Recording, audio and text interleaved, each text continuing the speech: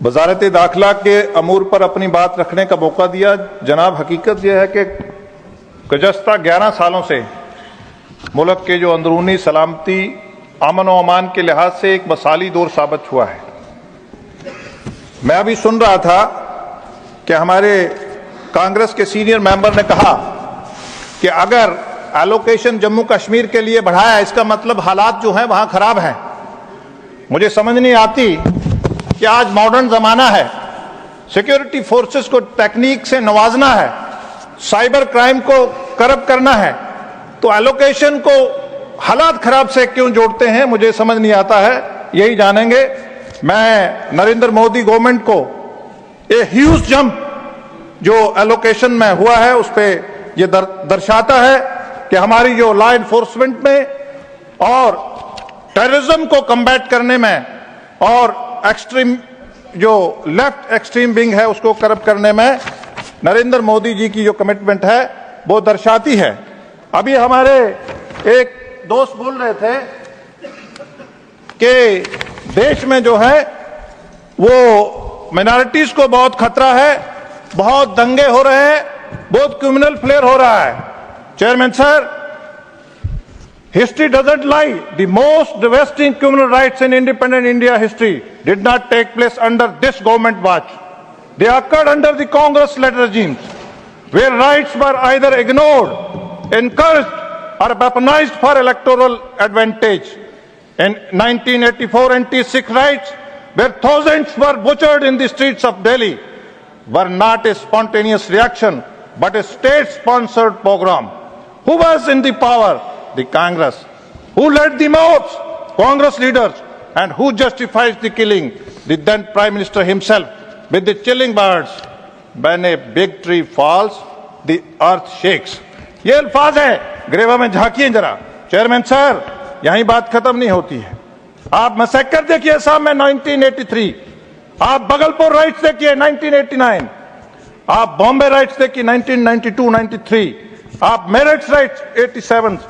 लेकिन इसके बरक्स हमारी सरकार, contrast with the strong decisive and fearless leadership India has witnessed under the Modi-led government at the center.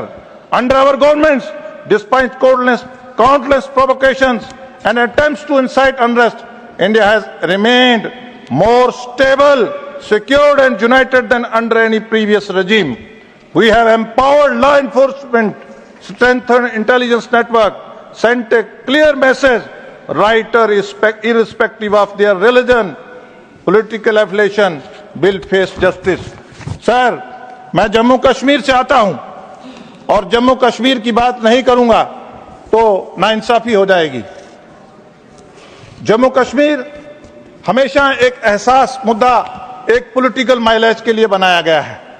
और मैं चेयरमैन सर कुछ चीजें आप सदन के ध्यान में आपके माध्यम से लाना चाहूंगा और देश को बताना चाहूंगा। शेख अब्दुल्ला साहब को बाहर लॉन्च किया गया, कश्मीर के लोग उससे नाराज थे, डोगरा नाराज था, वहां के इतने ग्रुप्स गुज्जर और पहाड़ी जो थे वो नाराज थे, लद्दाख के लोग नाराज थे। यहां वो रीजन्स में डिस्क्रिमिनेशन करते थे, कभी जम्मू को कश्मीर के साथ, कभी कश्मीर को जम्मू के साथ। देश के वजीर आजम ने और देश के वजीर दाखिला ने एक स्ट्रोक से इन सब डिस्क्रिमिनेशन को खत्म किया और 370 को उखाड़ के फेंक दिया और लद्दाख को यूटी बनाया। चेयरमैन सर, यहां गुज्जर और पहाड़ी को, यहां कई इतने ग्रुप्स को जो नॉन कश्मीरी स्पीकिंग मुसलमान था, ये मुसलमानों के बड़े मसीहा बनते हैं। इन्होंने जानबूझ के पीओजे के जो आज पाकिस्तान के नाजायज कब्जे में है, इंटेंशनली दिया ताकि इनका जो सुल्तान शेख अब्दुल्ला जो था उसकी नस्ल दर नस्ल हमेशा सल्तनत रहे। सर, ओबीसी जम्मू कश्मीर में इनको 70 साल ओबीसी दिखा नहीं। भारतीय जनता पार्टी नरेंद्र मोदी जी की रहनुमाई में 8% रिजर्वेशन दिया। वुमेन, महिलाएं, इस्लाम ने 1400 साल पहले औरत को हक दिया। मुस्लिम मेजॉरिटी इलाका जम्मू कश्मीर, औरत अगर हिमाचल में, दिल्ली में शादी करती, उसको अपनी प्रॉपर्टी पे राइट नहीं था। नरेंद्र मोदी जी ने भाषण समाप्त करें। माननीय सदस्य गुलाम अली जी, भाषण समाप्त करें। सर मैं प्लीज नहीं, प्लीज आज नहीं मिलेगा, आज समाप्त सर करो। I am concluding sir political reservation से लेकर सर आज पाकिस्तान से इन्फिल्ट्रेशन होती थी सर, किसान जो भाषण है समाप्त हुआ।